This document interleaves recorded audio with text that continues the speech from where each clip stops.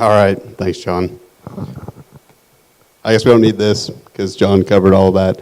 Only thing important on here really is for later, if you guys, if I don't bore you to tears and you want to get back in touch with me or chat, Twitter is probably one of the better ways if it's not in person.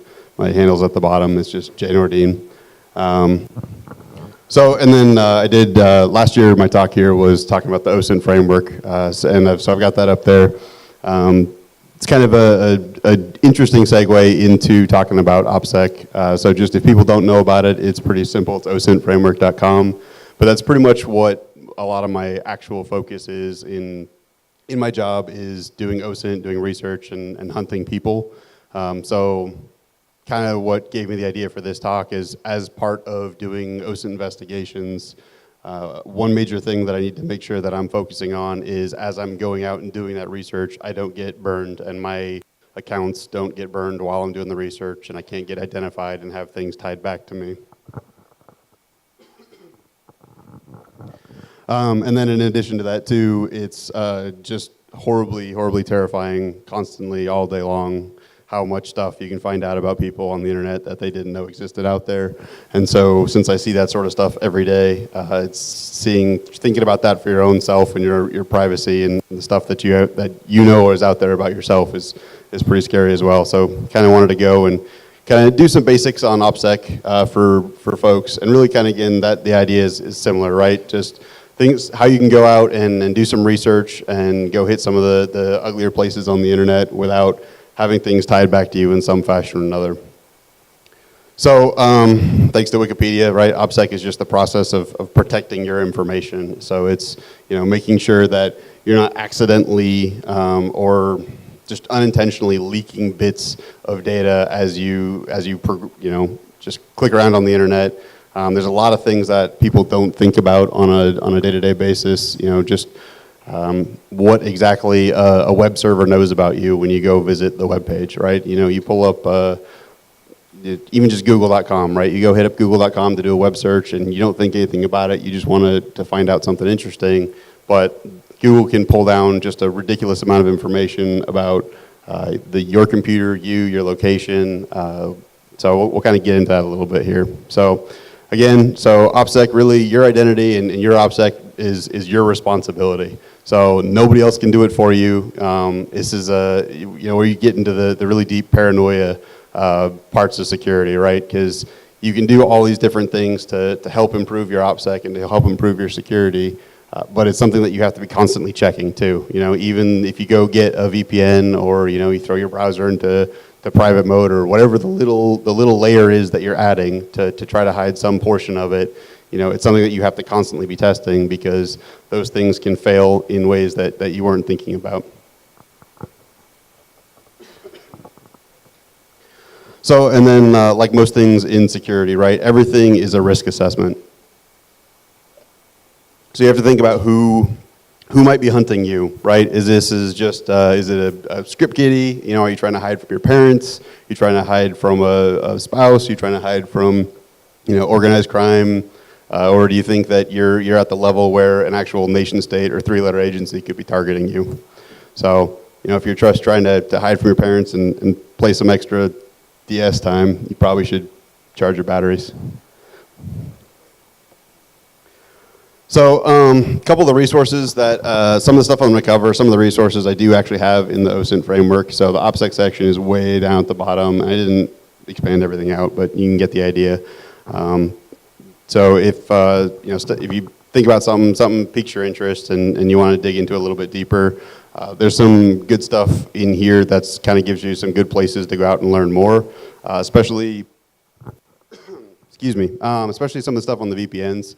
The two links that I got in there for VPNs are some really just guides. There are just some VPN comparisons. So one by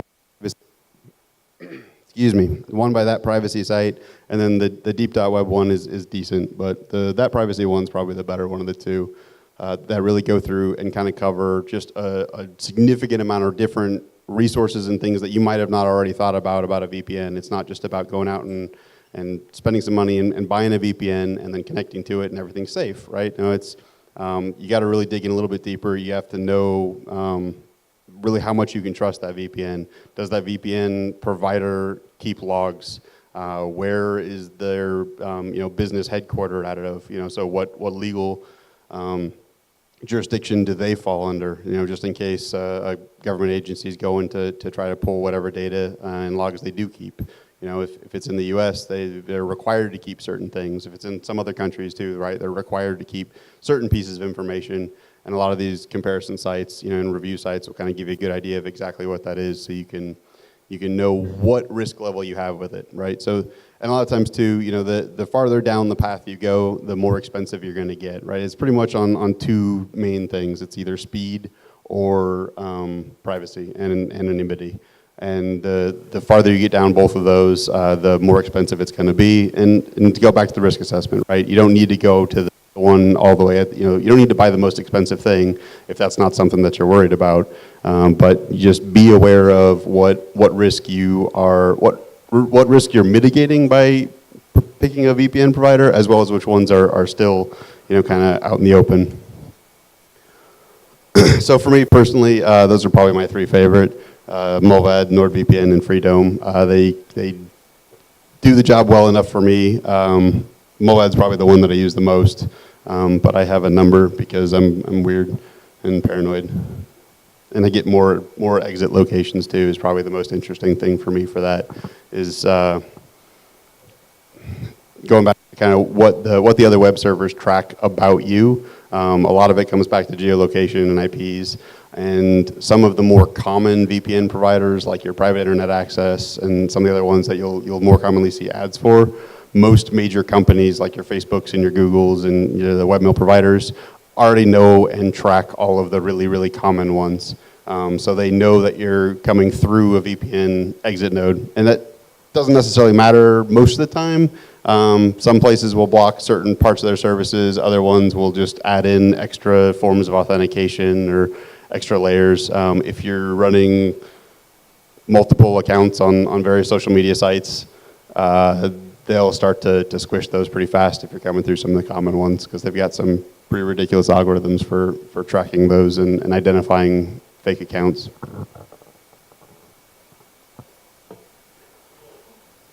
So that being said, VPN's probably covered the most and talked about the most, and Vic talked about it a little bit in his talk before mine as well, just because it's probably the quickest and easiest thing that you can do that covers most of the checkboxes. It helps a lot, but it's definitely not perfect.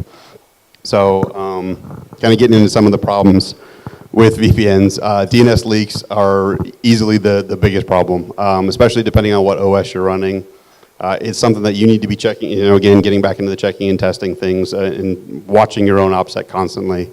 So just kind of as an example, the last couple of Windows platforms, Windows 7 you could basically set DNS server order, and it had a preference, and it would follow that preference if it got any responses. Once it got to Windows 8, they started doing this crazy thing called, what was it?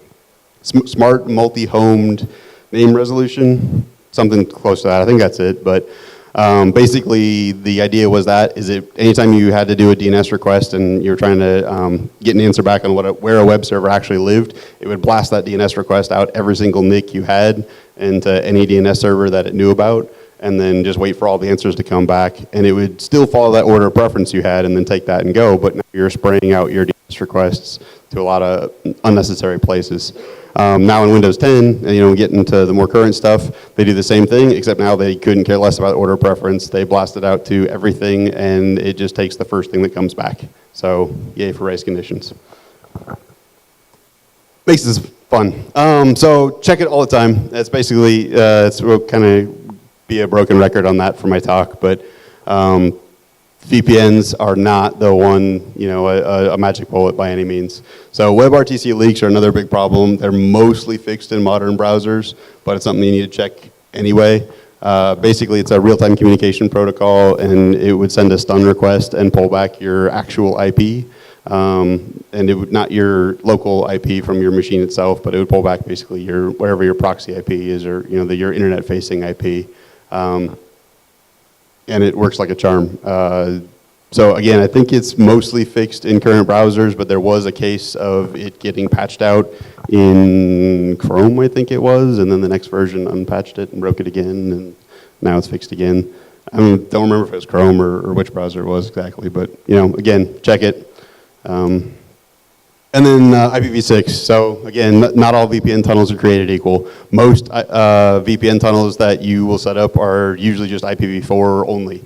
So you send out your DNS request and you get your response back from the web server, and the web server says, hey, we should do IPv6, and your computer's like, yay, IPv6, it's new, and then it starts talking IPv6, and everything just completely sidelines and bypasses the tunnel, and you're completely exposed again, and bad stuff happens.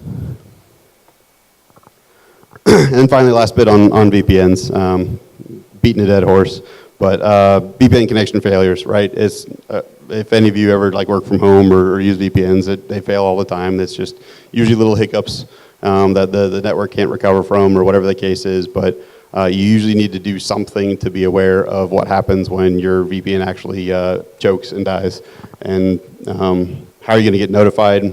Is your traffic going to go out through your regular internet paths in the meantime before you get that fixed and stood back up, or do you have something set up in place to block it entirely?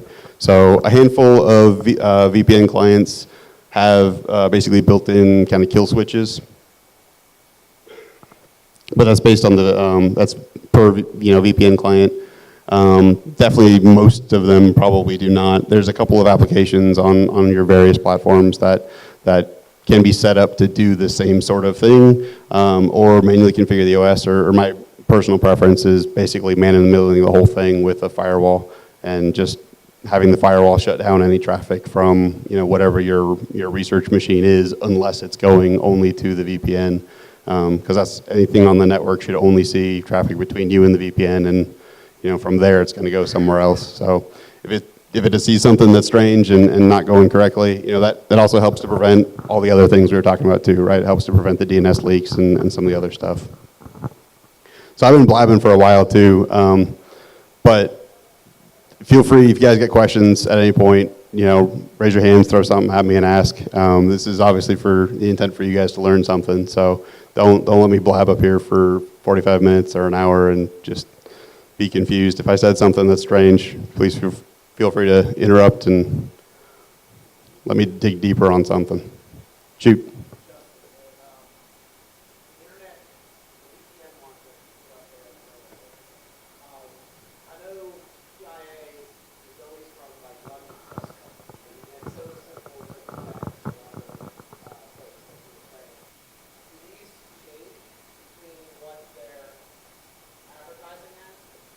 Yeah, so it's a good question. So they asked, basically gave the example of PIA being pretty easy to detect, and asking about these ones, and if they kind of hop around a little bit, and make sure I'm answering the right thing.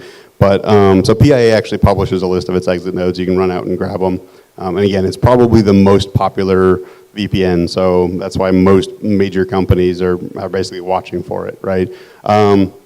All of them kind of jump around, and depending on which VPN provider it is, the frequency that they change what their exit nodes are, is different, right? How often they change them.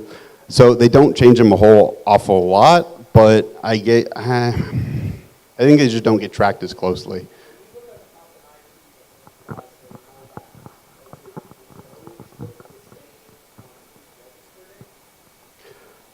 So that's a good question. Yeah. So does every time if you look up all the IPs owned by them, does it always look the same? For the little bit of checking that I've done, it has for the 2 or 3 VPN providers I've done. That said, I've never actually gone through and extensively dug into all of them.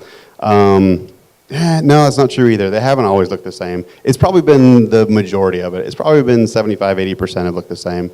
So you could do some figuring. To start to kind of try to identify them, if that's what you're kind of thinking about, yeah. So you could, yeah. I mean, if you tried hard enough, you could absolutely find them. The issue with that is really going to be the time and effort it would be to maintain that for all of the different providers, because they're spinning up and down constantly, and and then they do have some flux as well within their stuff. So you could do it. It would just be an interesting use case if it was to find something worth the time to do that, though. So, yeah, all right, so moving on from VPNs for a little bit, user tracking is kind of really the other, the second major piece of this, right? So VPN helps to cover your traffic locally and kind of mask it for your ISP and to wherever your exit node is. But the thing that it doesn't mask at all is your browser, your OS, and your host level sort of stuff. So, biggest problems I've seen here, man, some of the just stories of people being awful at research is depressing. So, don't be, when you're doing your research, don't be logged into anything personal ever. Like, don't be logged into anything personal on that machine at all, ever would be, my preference. Obviously, I understand some people, may not be able to pull that off due to the costs of resources and everything else, but at least like try to spin up some virtual machines or something and just keep your research to the virtual machine.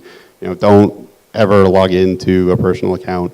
I've seen many researchers get burned by being logged into their Google services or their Gmail or, pick a flavor of whatever and just have all their tracking end up being tied back to them because they're, still logged into their Google while they're, going through doing searches. I've seen investigators, logged into their actual live LinkedIn account and doing LinkedIn searches on people they're tracking down, like law enforcement and stuff. And turns out that notifies you. So when you're a bad guy and you get notification that law enforcement is looking at your profile,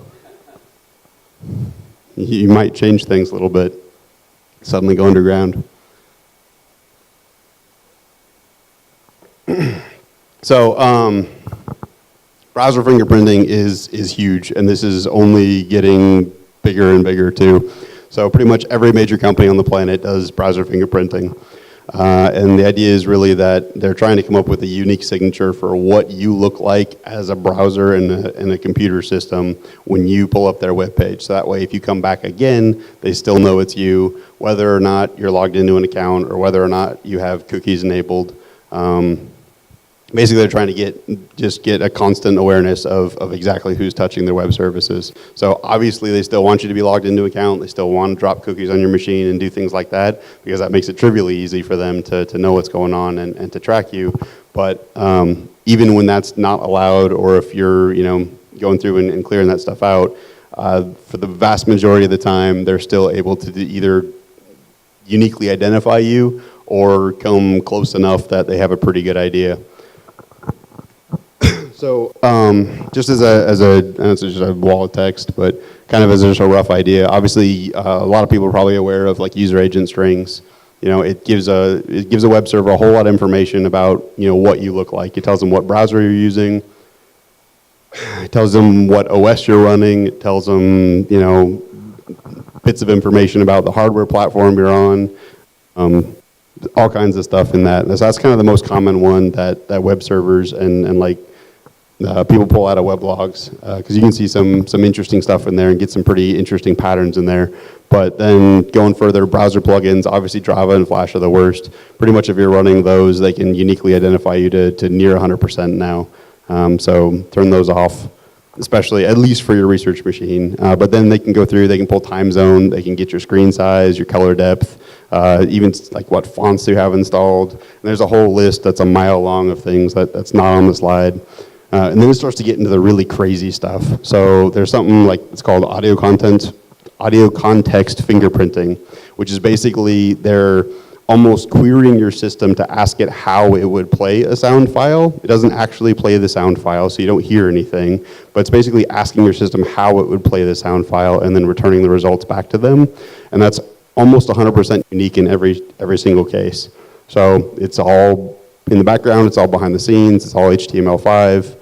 And it's pretty nuts. And that's just an example again too of a bunch of other ones that are pretty similar. There's a bunch of privacy research and stuff going on with, especially with like mobile phones, because there's a lot of things that HTML5 is giving the browsers access to there, like battery status. And the most recent one that I read that I thought was pretty interesting was talking about the light sensor that sits on your phone. And basically some researcher was able to take the light sensor on the phone and through the browser pull back what the person's browser history was, because they were able to load a web page and basically feed it just a list of links, and then use the browser's light sensor to determine what color the links were on the displayed on the page, right? And so if you'd been to a page before, the link color changes.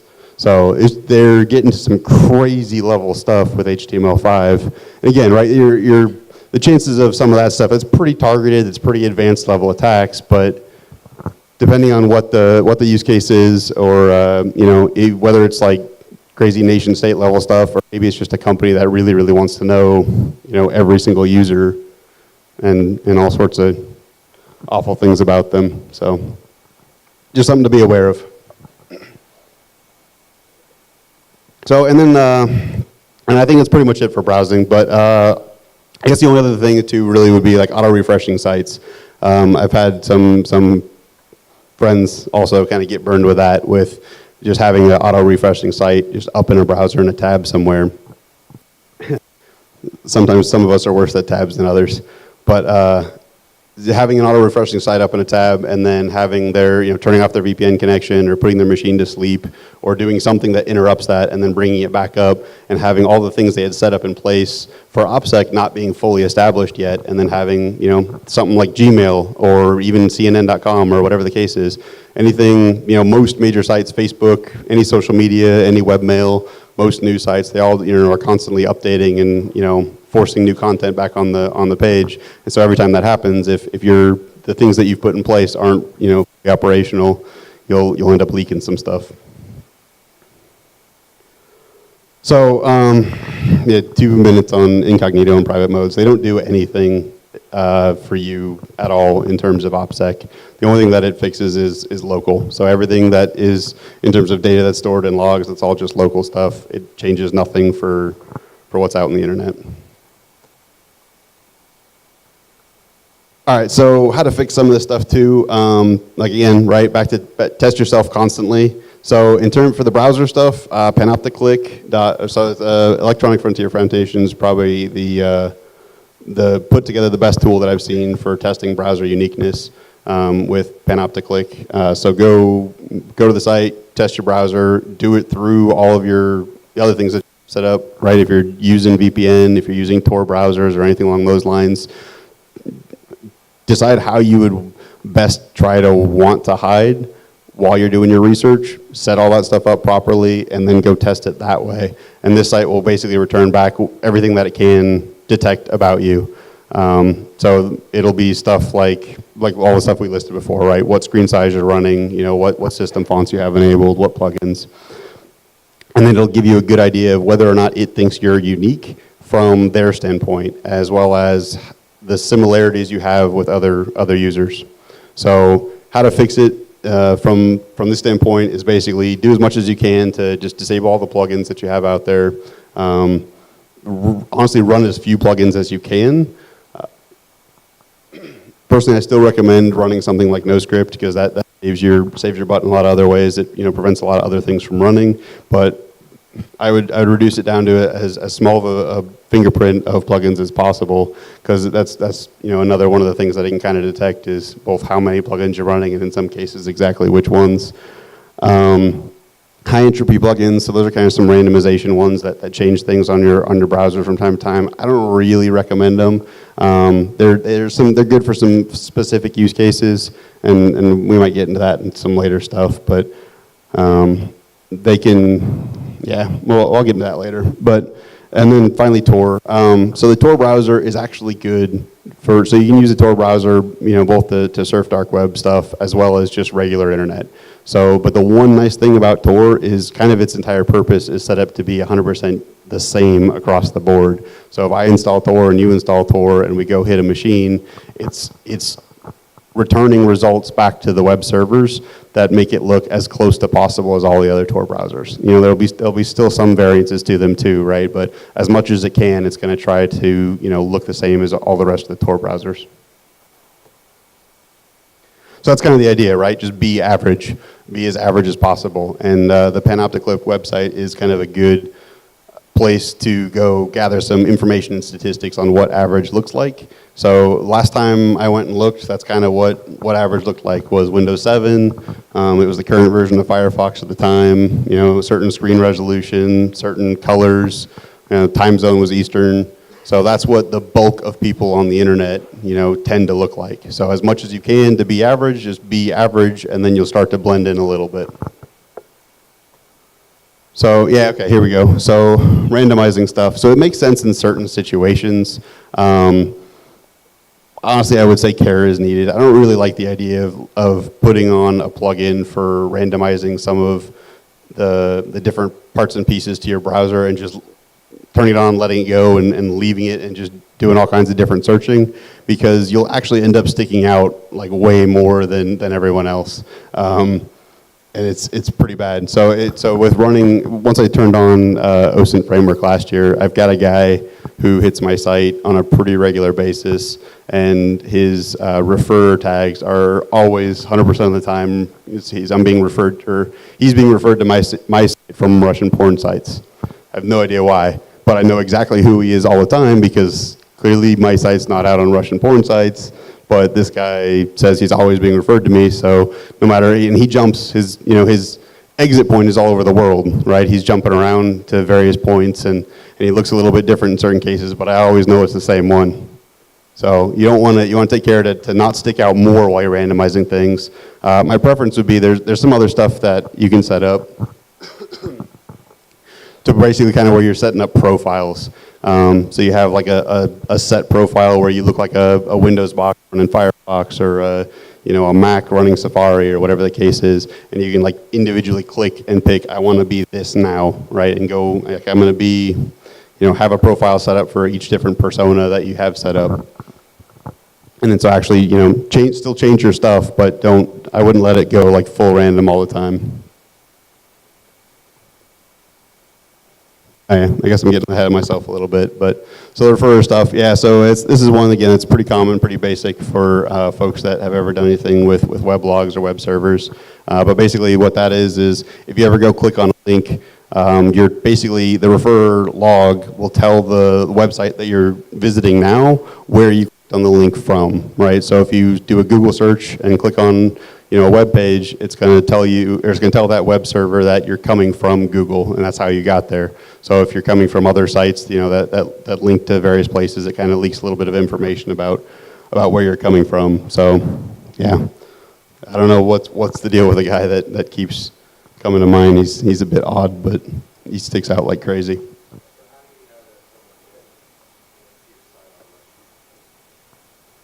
Because I've looked. It was weird. It was research.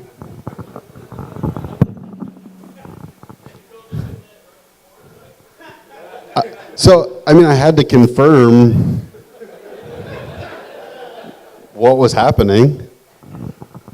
It was interesting. Shoot. Absolutely. I may or may not have a script parsing it. I don't.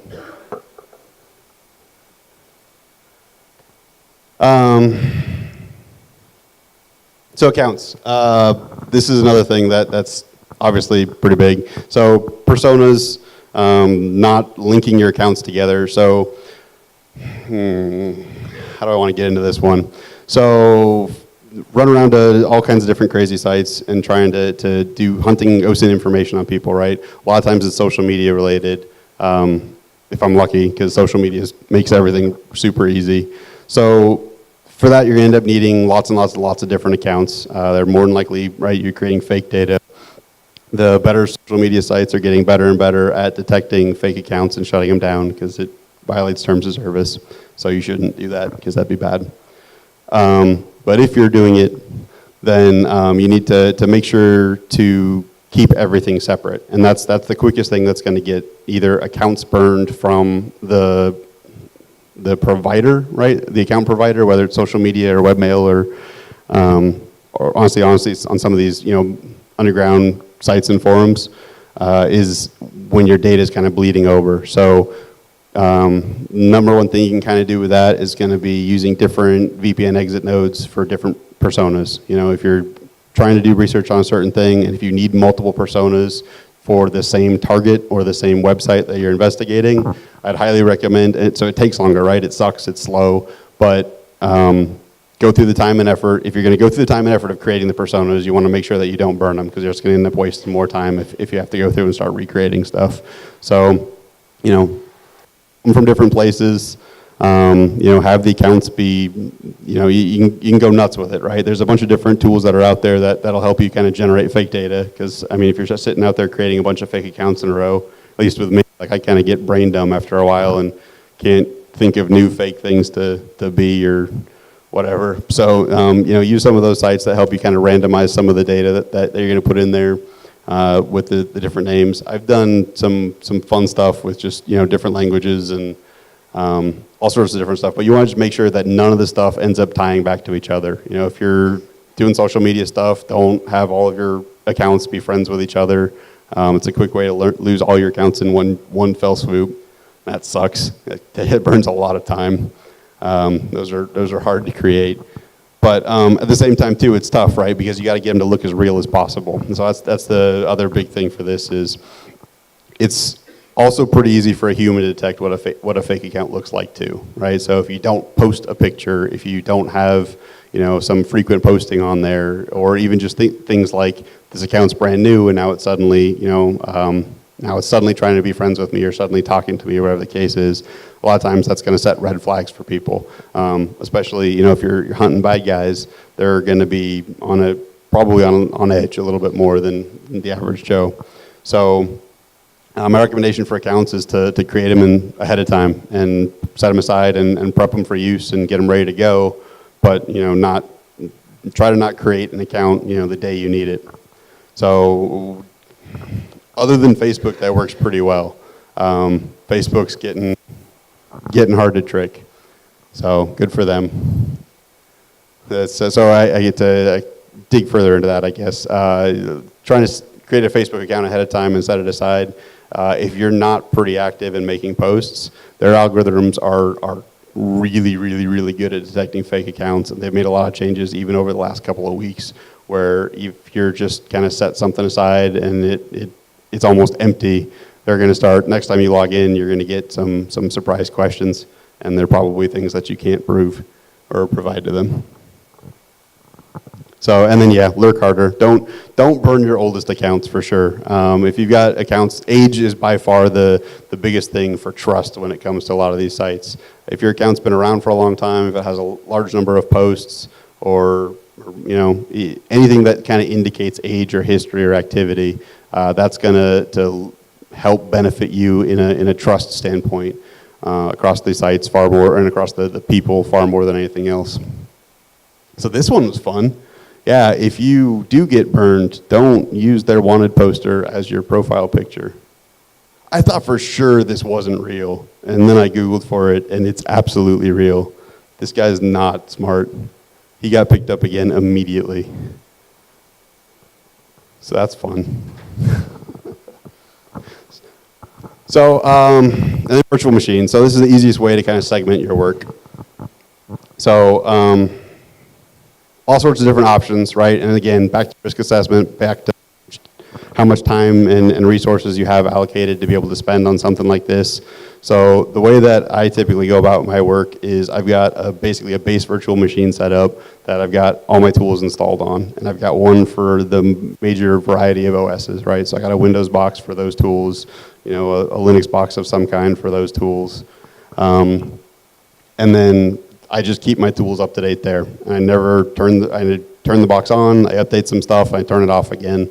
I clone that machine and use that for research. So for the most part, if I know I've got any sort of big investigation going on, you know, even, you know, for my work, even medium level stuff, same thing, right? I'll clone a new virtual machine from that box anytime that I've got something new going on. I think it's going to take me more than a couple minutes, and then do all of my work inside of that virtual machine. And then once I know I'm done, once, you know, that client's happy, report's turned in, and I'm not going to need it anymore, I burn it down and it's gone, and I don't use it for anything else.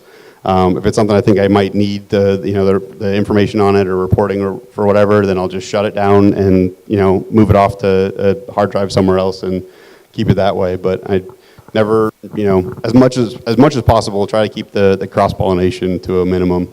So for the short stuff, again, even I get lazy in some of these cases too, right? I'll do the same thing. I clone one of my base VMs, spin that machine up if it's for the short little stuff where I'm not so worried about OpSec, and I use one VM basically for all the little dinky stuff, a couple of quick searches here and there. But even that one I'll burn down once every week or two. But in the end, it doesn't, it's not costing me any time because all my tools are ready to go, all my stuff's installed. So all I need to do is clone a new VM. It takes 3 minutes and I'm ready to go again.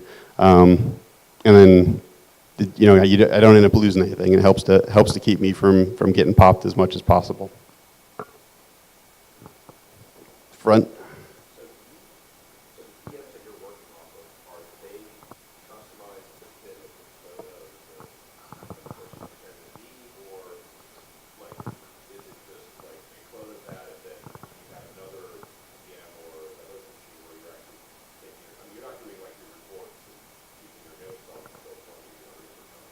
Right. So I do keep some notes on the one that I'm doing the research on. Sorry, and just to kind of repeat the question too, so everybody make sure they heard it. But I guess it was just kind of some more for me to dig a little bit deeper in that, right? So I do keep some notes on the machine I'm working on, just because it's hard not to, right? You kind of have to get it there to start with, but at the end of the day, or at whenever I'm ready, whenever I've got enough, I get it off, right? I go pull it off that machine and move it to something else, and any reporting I'm doing or analysis happens somewhere else. So it doesn't live on that machine for long, which is mostly why, right, which is why I don't worry about keeping VMs and why I'm fine with blowing them away at the end of any engagement. So the other part of your question was, are the VMs then also customized per persona? For the most part, I don't do that because there are a lot of tools out there that allow you to customize how you look. And again, I said I have one for Windows and I have one for Linux. So, and then in both of those, there are a lot of different plugins and stuff that let you, appear slightly different in most of the major ways, at least. So I haven't gotten to that level of doing things for OpSec stuff. But again, I'm also don't believe that I'm targeted by a nation state either. So, no. Yes.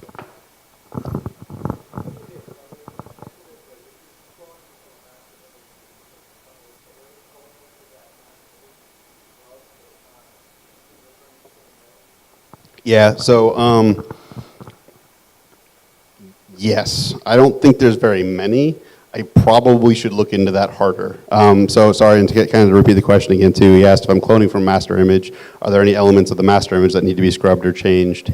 So that's so you don't get your actual VM getting identified as being the same thing over and over again.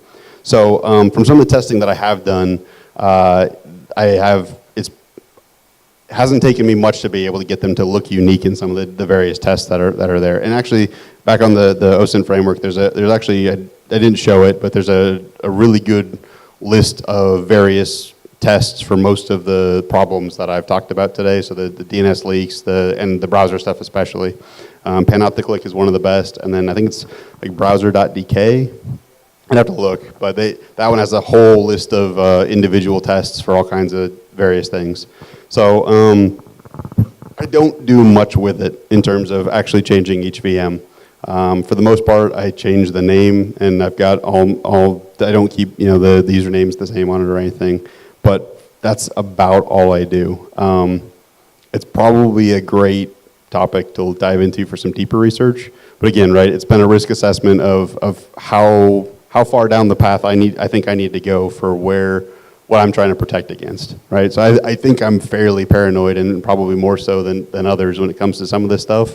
But I am not at the level of I'd say probably some of like the people getting targeted by the nation states, or some of the activists that are getting directly targeted by some of the big groups too. So those guys probably know a bit more than me on this one.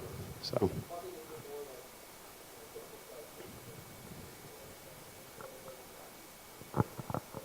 Yeah. So I haven't seen them be able to detect me doing that sort of stuff for the social sites. Usually changing OS, browser, and exit node is enough. And I haven't had any issues with doing that. And then it gets, I don't get, so a lot of times you'll get issues if, basically if you're just copying the same stuff over, using it more than once and trying to log into the same social site in a short period of time. Changing those three things has always been enough for me that I haven't gotten flagged for any of the additional layers of authentication or, prove this account's real or anything along those lines.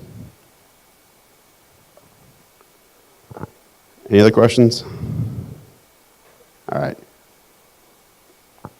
I got one.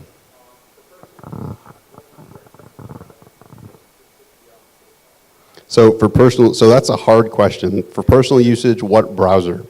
That's setting me up for all kinds of hate. So it depends on what your goal is, whether it's OpSec, anonymity.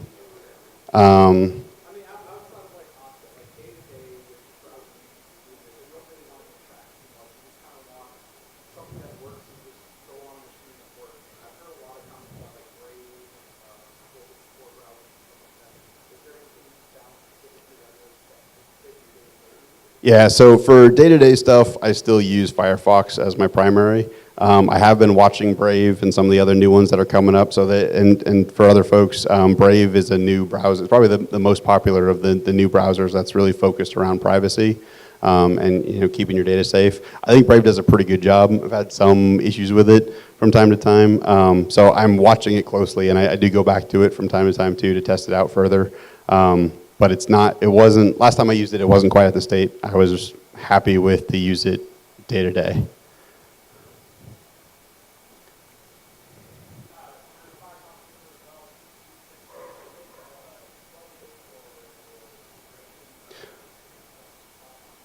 So a lot, and it depends. So that's a harder question. For day-to-day stuff, it's primarily just like NoScript and ad blockers. For the more customized stuff, it'd be hard to get into. But for the most part, it's going to be the same two, and then plug in to be able to change the various bits and pieces about Firefox itself from a privacy standpoint, right? So that way you can look different, feed it different user agent strings, feed it other bits of data that are different, and then from there it really depends on how far you're going and what your goal is, right? Because there's other plugins that start to help with research in various different ways, whether it's like looking at some of like the web app research, and some of the security tools that help with some of that stuff. There's a lot of, so again, right, I do OSINT investigations. There's a lot of OSINT leaks that happen in the same fashion that the web app security flaws come through, right? Whether it's stuff forgotten about in source code or other stuff. So the plugins can really, really vary. Most of the stuff that I use, probably all the stuff that I use, I think, for plugins is in the OSINT framework, though, in various parts and categorizations in there. So I got, it's that expanded, like the OSINT framework kind of blew up and expanded way faster than I was expecting.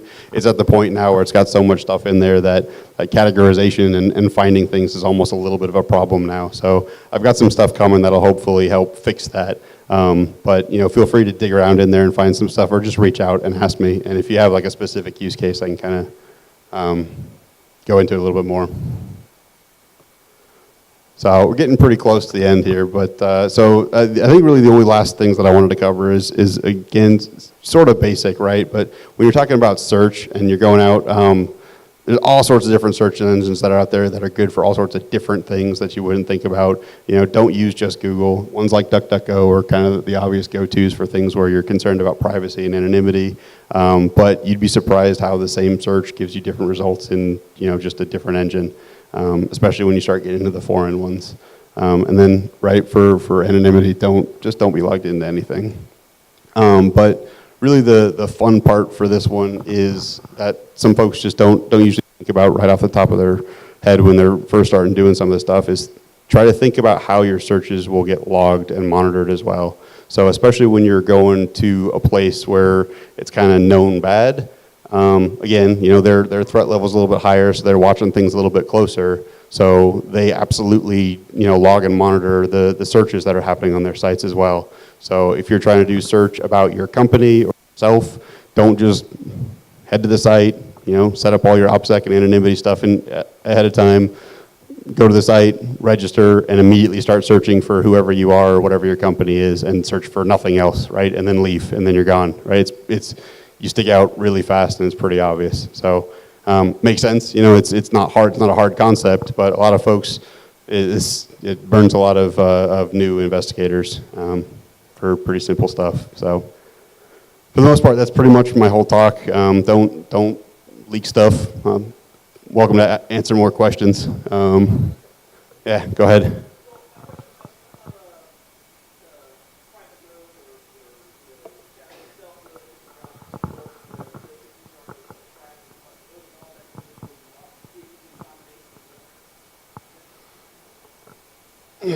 Barely.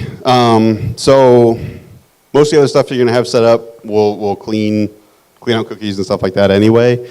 Honestly, the most benefit that I get out of like incognito mode or private mode is doing 2 different accounts on the same place at once, right? And that's only something that I can do. Again, that's like I said, don't do that when you're trying to, in your high OpSec stuff. You don't want to mix stuff to that level, but for your easy mode stuff, for your quick searches and stuff you're not so worried about, you're going to end up logged into 1,000 different accounts all across the board, and honestly, that's the biggest benefit I get out of it. All of the actual privacy and benefit you get out of those is really just local, and what doesn't get stored locally. Question in the back.